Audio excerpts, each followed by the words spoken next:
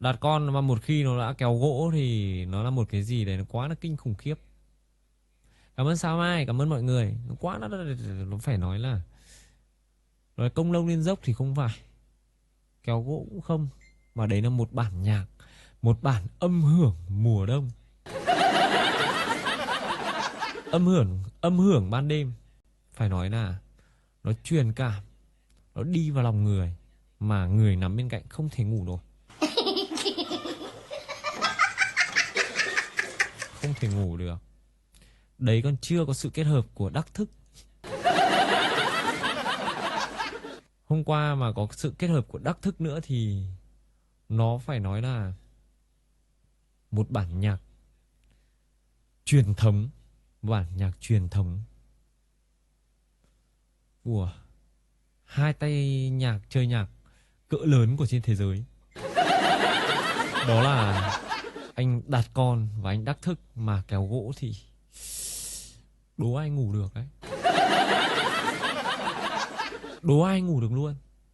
Ô, một ông thì nhạc âm hưởng, còn một ông thì nhạc rock and roll. Êu, hai quả nhạc đấy nó mà quánh vào nhau thì sao phải ngủ luôn. Em không ngáy, em chưa bao giờ ngủ ngáy cả. Chưa bao giờ. Chưa bao giờ em ngủ ngáy. Đấy em nói luôn. Em chỉ co hết chân của người khác thôi. Cái vấn đề co chăn thì nó là chuyện quá là bình thường. Bởi vì mình lạnh, mình phải co chăn. Đúng không? Bây giờ chả có ai mà lạnh mà định nằm kho ro cùm rúm trong khi đó chăn có. Đúng không? Lại bảo không đúng đi. Đúng không? Đúng không?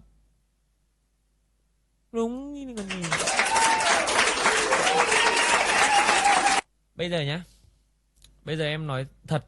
Bây giờ mọi người có khẳng định với em là mọi người ngủ mọi người không co chăn không? Mọi người nói đi. Nào, bây giờ có bà nào bảo chị ngủ chị không co chăn? Đâu?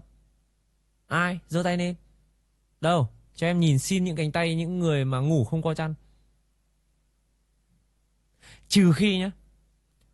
Trừ khi là mọi người ngủ với chồng, với con, ngủ với vợ thì thôi chấp nhận thôi, mình lạnh được. Nhưng mà cái việc đấy nó rất ít. Bởi vì là ấy, ngủ với chồng thì quắp nhau mất rồi. Mà ngủ với chồng với con hoặc ngủ với vợ với con thì chăn to, đúng không ạ? Là mỗi người xẻ một tí là vừa. Nhưng riêng ngủ với con trai ai em không biết, nhưng với em chúng nó phải tránh xa cuộc đời em ra. Không ôm, không gách, không quắp. Được chưa? Được chưa? Thế bây giờ em nằm một thân một mình, hai thằng nó ôm nhau, nó ấm rồi thì chăn thì chả đưa đây cho em đắp. Đúng không? Đây nhá, nói có sách, mách có chứng. Đây. Nào, bây giờ ai đứng ra đây mà cãi. Đây. Bây giờ hai thằng nó ôm nhau ấm rồi. Đây. Hai ông ôm nhau ngủ thế này thì các bà bảo là ấm rồi thì còn chăn để làm cái gì nữa. Đúng không? Có đúng không nào? Đúng không? Ôm nhau ấm rồi, đạp hết cả chăn ra ngoài rồi thì còn thì bây giờ em thì phải đắp chăn thì bây giờ chẳng nhẽ em thì nào và em ôm thì em không làm được. Em không ôm con trai ngủ. Được chưa? Thế bây giờ đây là ôm ấm rồi, chăn ấm đệm êm thế này, chăn không ấm thì đã có người sưởi ấm đây rồi. Ôm nhau thắm thiết thế này, ấm như thế này. Đấy. Thì cần gì phải đến chăn nữa, đúng không? Thì bây giờ thì là ôm nhau ấm rồi, thì em có một thân một mình thì em phải có chăn.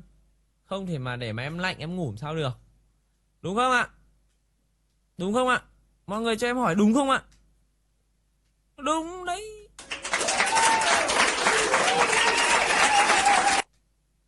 trước tiên nhá, trước tiên em giải mã cái việc mà lạnh nhá.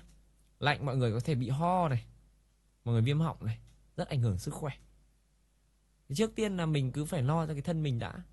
Đấy, thân mình mà bị ốm thì đấy, anh em nó cũng cũng thương mình, nó cũng suy nghĩ mà vì sao mà ngủ với mình mà nó bị ốm.